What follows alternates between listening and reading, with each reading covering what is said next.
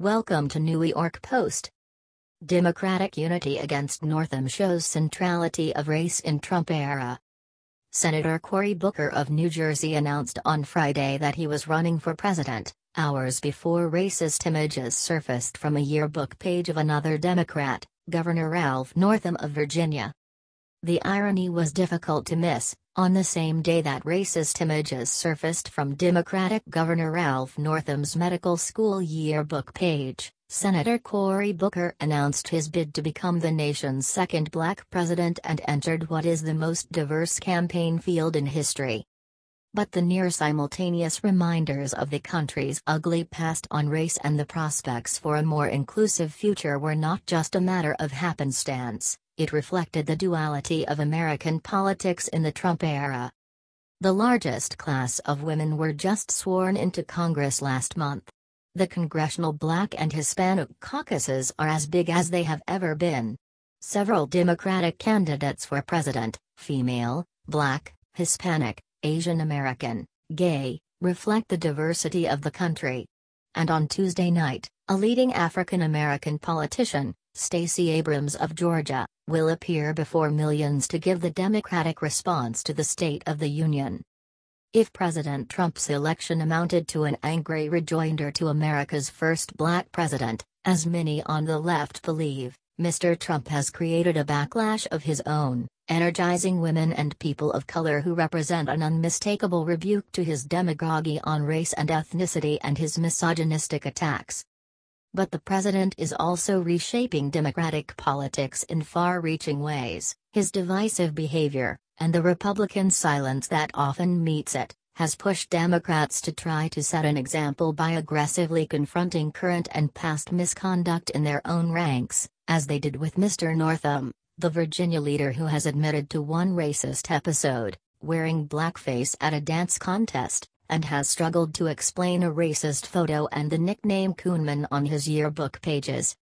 And since Mr. Trump's election, Democrats are also speaking far more bluntly about issues of race and identity at a time when their base is increasingly made up of people of color and white progressives. In doing so, Democrats have been giving no quarter to their own. Al Franken, the former Minnesota senator, found that out in 2017. When his own colleagues gave him little choice but to resign in the wake of sexual harassment accusations. Some Democrats were concerned that party leaders like Senator Kirsten Gillibrand were moving too fast against one of their own. Mr. Franken, Ms. Gillibrand defended her stand and is now running for president, partly on her commitment to gender equality. Mr. Northam discovered the zero-tolerance posture of his party within hours of the picture of a man in blackface and another in Ku Klux Klan robes appearing online. The governor's aides quickly telephoned Democrats working for some of the 2020 hopefuls, pleading with the candidates not to call for his resignation, according to a Democrat familiar with the conversations, but to no avail. Some of the first party figures to call on Mr. Northam to step down were the White House candidates like former San Antonio Mayor Julian Castro and Senator Kamala Harris. For us to be critical of the president and not be willing to stand up to one of our own would be hypocritical, said Representative Donald McEachin of Virginia, who on Friday night called for the resignation of Mr. Northam, his classmate in the state Senate. As we distinguish ourselves from the Trump Republican Party, we really need to be careful as to what we do. Further, Mr. Trump's willingness to wield race as a political weapon, portraying undocumented immigrants as murderers, for example, has also amplified the expectations of what Democratic activists expect from their own candidates. The party rank and file and leadership alike are eager to hear the female and non-white presidential candidates talk about their identities and backgrounds and how those have shaped their lives, which is strikingly different from the 2008 Democratic primary, when some Democrats counseled Hillary Clinton to downplay her gender and Barack Obama to avoid emphasizing his race. The backlash against Trump's hate has created more space and openness about issues of race and gender, at least in circles that are open to having those conversations, said Gina Hinojosa, a Democratic state representative in Texas. but the expectations on the 2020 hopefuls to talk candidly about their own experiences, and how they relate to some of the country's thorniest and deep-seated challenges, are not only being placed on the shoulders of the women and racial minorities in the field.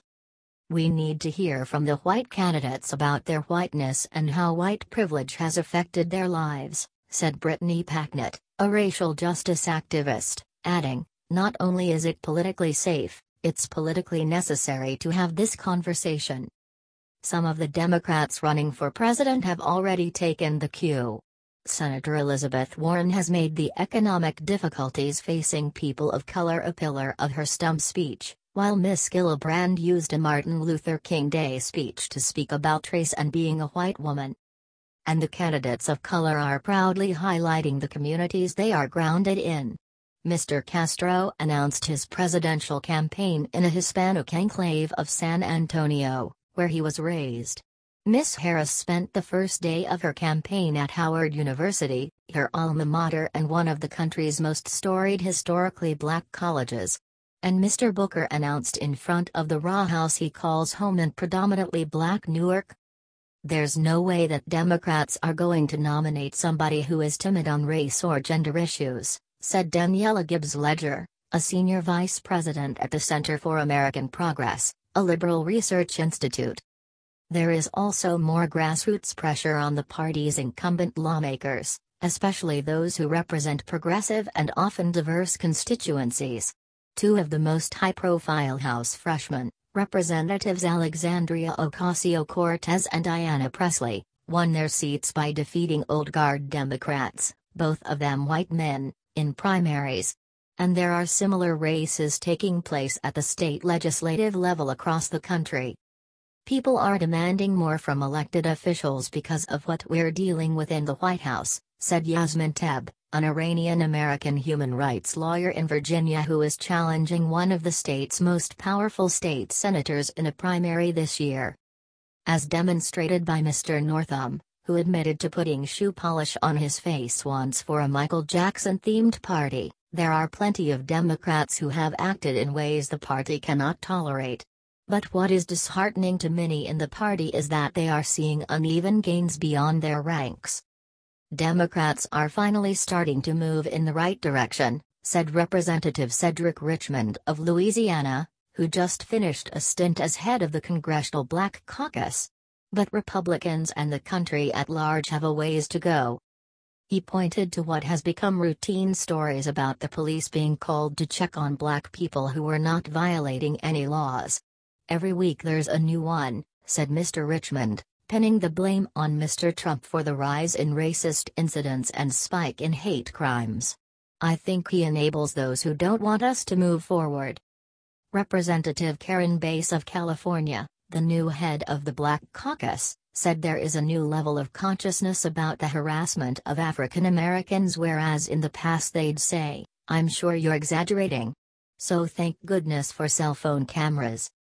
Miss Bass said despite her unease with Mr. Trump she was encouraged by this moment.